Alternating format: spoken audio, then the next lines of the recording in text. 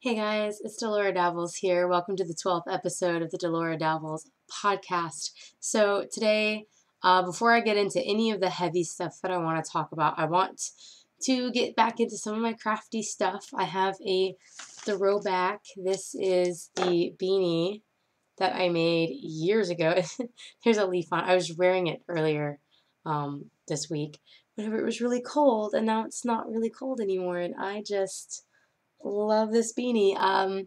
This beanie is actually really funny because it's so pretty. The stitch pattern is so beautiful, and yet you can't see it because the yarn I chose really masks the stitch pattern. Not even sure if the camera will pick it up, but it's leaves. They're leaves, right? So anyway, I love this beanie. I wear this beanie all the time, and you don't really even get to truly see how beautiful it is most of the time when I wear it.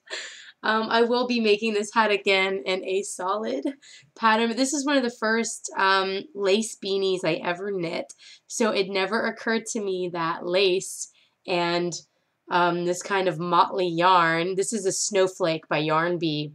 If you were wondering what exactly the yarn was, so yeah, lesson learned, right? Lesson learned. Now, we're going to get into my pattern right now. This is the Winslow, Arizona and Oyster Bay sock. It was a mystery knit along, or MCAL, for a long time. And so even now, whenever you download the pattern in a series of clues from Ravelry, which is kind of annoying, but this sock is beautiful. I actually love the way the heel turn works out to where the back of the heel is quite beautifully designed with its own little cable patterning going on. I love the beadwork. These are my princess socks on my Ravelry. So if you go and look at my projects, they are under princess socks because these are princess socks. Not only are they super loud in their stitch definition, which comes from this being a 3-ply yarn, but, you know, the cable patterning itself is so gorgeous and just succulent. And the beads, oh, I love the beads I chose. I've got these pale pink with the silver alternating, and I just think that looks fantastic. The yarn that I am using for this, I'm just using regular plastic seed beads, or glass, or plastic, or glass.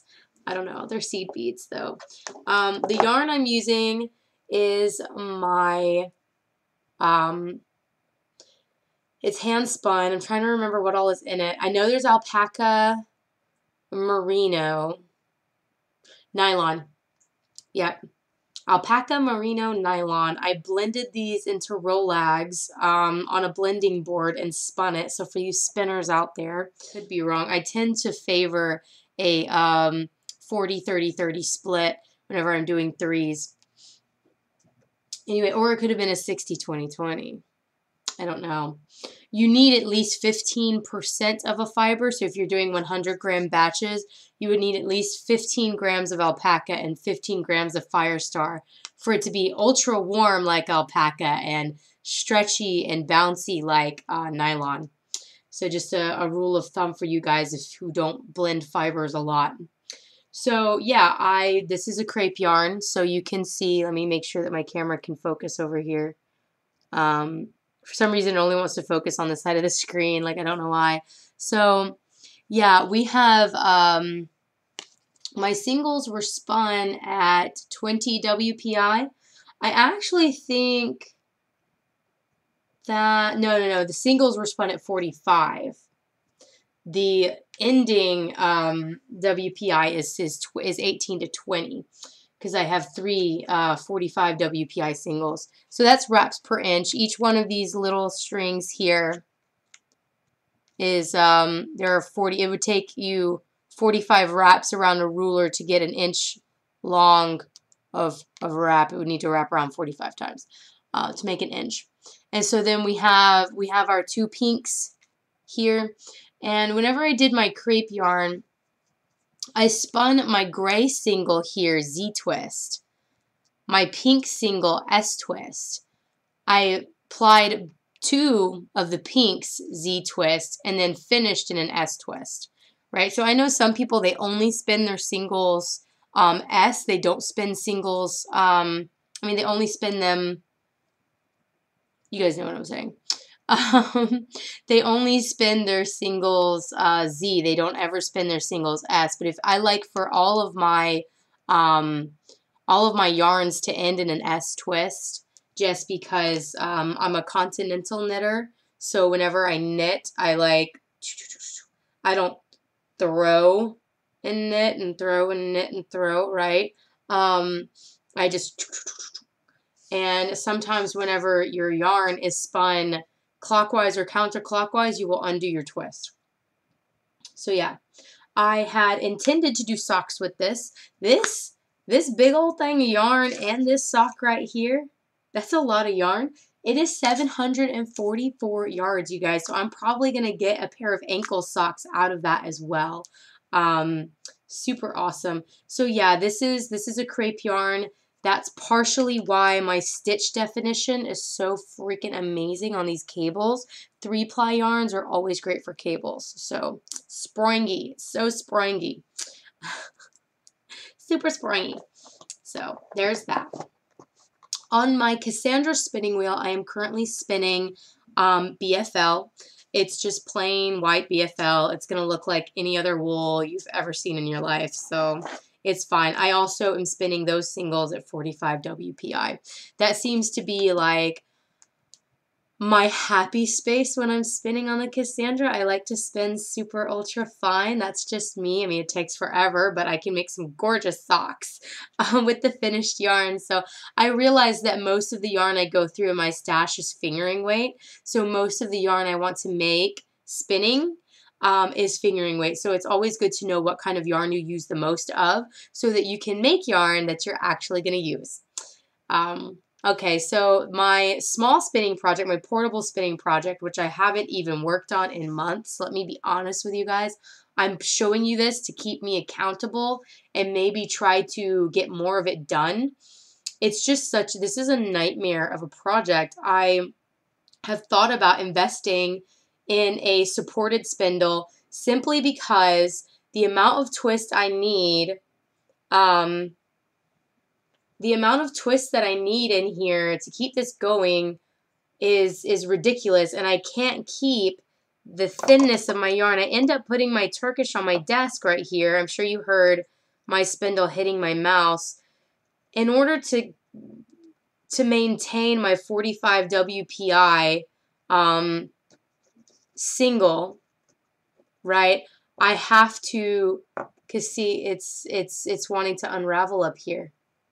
Because it's not supported. My spindle is too heavy to spin Gotland at this small diameter with such a heavy weight on it. Let me just move my mouse so that I can actually spin supported on my desk. Turkish spindles were not created for this purpose. Therefore, it is extremely inefficient to try to spin supported with a Turkish on your desk. It's just no bueno. So, yeah, I've thought about getting a supported drop spindle, learning supported drop spindling, simply just to finish this fucking project. And that is the spinner's life. Oh, look, and I just broke it because it has to be so tight. I have to spin it so tight on this spindle to, anyway, nightmare project. What did I tell you? Nightmare project. That Gotland fleece was sourced from New Zealand via Paradise Fibers as well, if you were interested. It's a very nice gray fleece. If you're really into natural grays, Gotland has one of the best natural grays. I will say that when it is overspun, it is quite wiry and coarse. Yet if you can keep it at a happy, stable, you know, the perfect amount of twist without over twisting it, it's very easy to over twist it. But if you can get the perfect amount of twist in this Gotland from Paradise Fibers, it can actually be quite soft. Now, certain fleeces are going to be softer than others. So if yours is sourced outside of New Zealand, or if it is sourced in New Zealand at a certain amount of time, then you know, your fleece may vary. Your yarn may vary because the Gotland fleece is was a heritage breed. I think it's a heritage breed.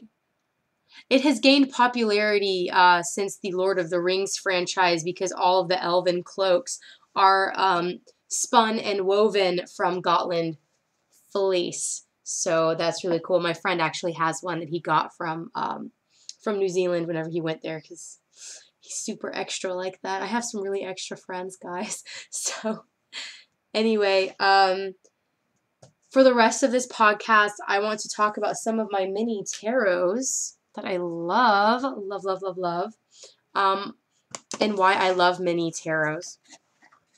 Now, this is, of course, extremely short, so I figured I would pick a very light and fun topic for this. And then we're going to do some writing updates after I talk about these. So these are all of my Los Scarabeo minis, and actually I think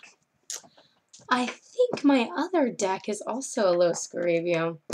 Yep, Los Scarabeo. Their minis are great. The cardstock on their minis is quite thick, which doesn't make them difficult at all to shuffle, really.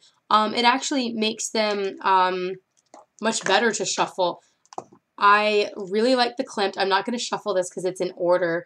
I am like just because this is one of those decks that's adapted for tarot. The artwork is by Gustav Klimt. He created these masterpieces, not for the tarot, right? But someone took them and edited them and decided, hey, this would make a really badass tarot deck. And it kind of does. I really like the images. So I am attempting to connect deeper with these images. Now, I'm very much a symbolism person, so the lack of symbolism in the artwork, because it was adapted for tarot, not intended for tarot, does throw me off. It is for that reason that I also got the Chicoli and the Manara decks here, because these are also artwork that was adapted for tarot, not designed for tarot. So this one is different from the Chicoli and the Klimt, because Manara himself, he's a comic book artist in Italy. He actually compiled this himself. He took pictures from his portfolio and compiled them himself to make the deck. And this is an interesting deck. Let me just pull out some of these cards because it uses astrology. Right, so this is the Empress, and so she's got Venus down there as her ruling planet. Let me pull out some more cards. The Lovers has Gemini, the Gemini sign down there at the bottom. Oh, as does the Knight of Air, because the Knight of Air apparently is a Gemini. You know, and you have, oh gosh, these are all, here we are. And then a lot of the suits, so it has, I don't actually know those astrological symbols. That's another reason why I got it. I am a very casual astrology connoisseur. I am not an expert on astrology, so I'd like to learn more about astrology and the Manara. The other one, the Chicoli, this isn't any kind of strange tarot. It's pretty much just your standard. There's no astrological symbols on there. It is, again, artwork adapted from Nicoletta Ciccioli's work. Chicoli. I keep wanting to say Ciccioli instead of Chicoli, and it's very weird for me. Anyway, so yeah, this is the Three of Swords. This is usually the heart with the 3 swords in it, right? So a lot of people like this for shadow work because it's a bit more of a creepy deck. So why minis? Why did I get minis? Most tarot decks are going to run you $20, $25. Some of them are more than that. Especially whenever you get into some indie decks, which none of these are indie decks. Hence the Los Scarabeo, you know, branding on there. I got minis because I wasn't sure that I wanted any of these decks full size and to pay full price for them. These minis are like between $10 and $11 on Amazon. So I got the Visconti Sforza because it is a historical deck. It's also a pip deck, which means that there's no pictures on the minors. So this is also in order, so I won't be shuffling or fucking with this one at all. But if you will notice, you have the cups here. It's just a picture of 6 cups. That is an unillustrated pip deck. So yeah, just to kind of practice and explore just the basic standard numerology. So like all of the Rider-Waite decks, they are all AE weights, ideas specifically on what each card meant. But whenever you look at the numerology, like let's say the 2 of Wands, it's, you know, this guy, you know, standing in between 2 wands. He's holding a globe and he's looking out over his thing. In the Thoth Tarot, it says Dominion across the top or across the bottom, depending on what deck you have. And it's, you know, that's the one word little thing, Dominion. What is mine? What is not mine? What I want? What I don't have? Dominion, right? In the numerology, 2s are choices and 1s are inspiration or spirituality or sexuality. Like all of those things or one of those things. That's what I like about the wands and the suits themselves. They can be all of those things or only one of those things at any given time. So the numerological meaning of 2 by itself is just choices. Choices. So an inspirational choice, a sexuality choice, a spirituality choice. Maybe you are being torn between, you know, witchiness and Christianity, just as a given example, right? So yeah, but whenever you see the picture of the man standing in between 2 wands holding a globe and looking out over what's his, you are limited to that definition of 2 plus wands. Whereas 2 plus wands could be anything, any choice about anything spiritual, any choice about anything sexual, sexuality-wise, any choice about, you know, inspiration. If I already said that, I'm sorry. But yeah, any choice on anything relating to the sphere of wands. So yeah, you're limited whenever you're given a specific image for that meaning, and you're limited even by the Thoth, even though it's a pip deck, the Thoth says Dominion across the top. Dominion over what? Right? So yeah, that was my line of thinking behind getting a pip deck. I really want, I'm not going to get into any of that. Hold on, that's another tangent. We're not going to do tangents today. This deck I absolutely love. This is the deck of the Pagan Cats, and I want to show this to you before I sign off because this is so friggin' cute. I wanted a deck with cats on it. I wanted a cat-themed deck. I did not, however, want to pay $16 to $25 for a cat-themed deck full size, for a full-size deck, right? So I was like, I don't even know if I'm going to like a weird cat deck. You know what I'm saying? Like, I've never done anything like that before. So that was another thing as to why I'm getting minis of these, is that these are all experimental decks that I don't know if I'm going to actually mesh with and do well with. That being said, I also do not perform readings with these decks. I will say that of all the cat decks, I am glad that I got this one. It has just about every breed and coloring of cat. So like, let's say that I do decide to do pet readings for people in my practice, they can go through and find their little kitty in the images, right? And then we can use that card as a significator card to connect with the pet, right? So yeah, I really like this deck. So, and yeah, you can choose a significator card specifically on which pet looks like your pet. So we don't even have to get into the temperament and like, oh, I don't think my cat is an Ace of Swords. We're just going to flip through. And whatever cat looks like your cat, like, oh my God, yes, my cat is so a King of Swords. Yes, yes. Or, you know, there's only one Sphinx. There's only one Sphinx. So you're pretty much limited to the Justice card on that. But anywho, yeah, I am really enjoying this. I pull a card of the day for Brad, and then I put it back in. I reshuffle. I do a card of the day for Fred. And then I pull Brad's card back out, and I've been doing that all week. And I have to say, I've really liked this experiment. I can't say whether they're accurate or not. I can't tell my Brad. I can't ask my Brad, like, hey, do you feel like you have dominion over your sphere, man? Making any interesting choices today, Brad? Right? I can't ask Fred if he's feeling lucky today, punk. Is he? Right? But it's an interesting and fun exercise that I wanted to share with you guys. So you can pull cards of the day for yourself and for your pets. It's just a fun thing that I was experimenting with this week and wanted to share with you guys. I've been a little sick and under the weather, but I'm starting to get better now. So I've been a little bit offline on some of my tarot reading sites. So we are hitting the rest of the week. We're gonna hit the week hard this weekend and pick up where we left off, basically. So I hope that you enjoyed this podcast. If you have any questions or comments, or I brought up something interesting, or you have a favorite deck that you love for pet readings, let me know down below. I would also love to know what you think about mini tarot decks. Are they hard to shuffle? Easy to shuffle? I find them quite easy to shuffle with my small hands. But you let me know what your opinion is on minis. Are they cost effective? I definitely think so. Some people will decide to get a larger deck after getting a mini deck. So cost effective might not be true. But I do like having a mini version of these decks that I'm not sure about.